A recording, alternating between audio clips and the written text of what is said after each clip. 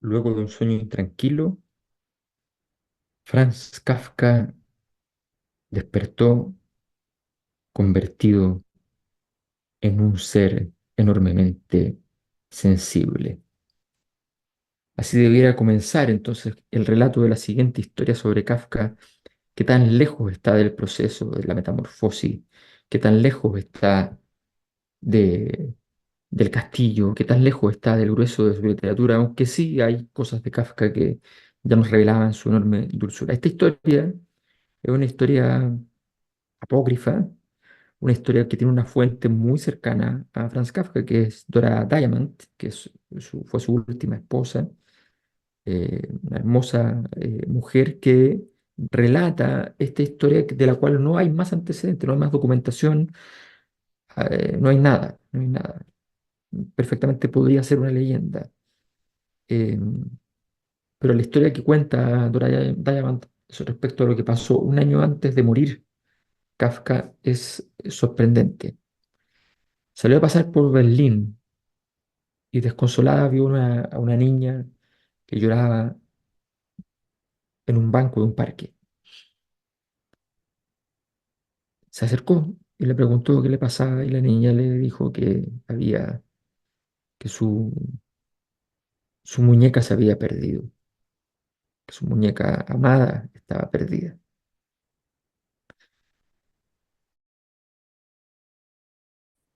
Entonces él le explicó que tenía la capacidad de averiguar qué pasaba con ella, con la muñeca, porque era un cartero y podía quizás contactarla.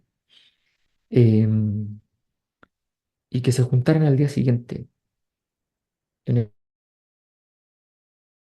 en ese lugar.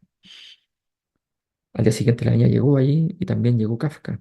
Y Kafka, según cuenta esta historia, le habría dicho que su muñeca no estaba perdida, que estaba de viaje.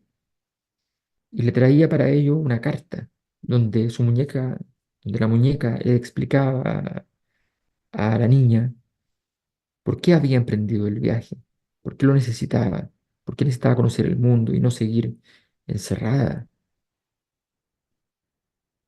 Eh, la muñeca se comprometía en esa carta a mandarle regularmente cartas contándole sus aventuras, su historia, y que le prometió además que volvería. Por 3 semanas, cada día, Kafka preparaba una carta nueva, un escrito nuevo, una carta que llegaba a acompañarle a la visita al parque para leerle nuevamente a la niña la siguiente historia. Y así, día tras día, fueron relatándose una y otras peripecias de esta muñeca. Al cabo de las 3 semanas, la carta venía acompañada de algo. Era una muñeca, otra muñeca, por supuesto.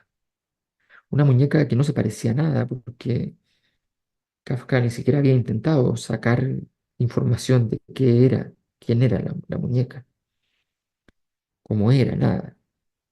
Porque simplemente fue por una muñeca linda y se la llevó.